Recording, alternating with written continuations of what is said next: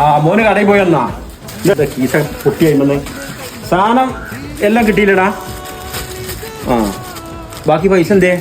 ബാക്കി പൈസ ഇതിനെ പൈസ കഴിഞ്ഞിട്ടിയാ എന്നിട്ടാ.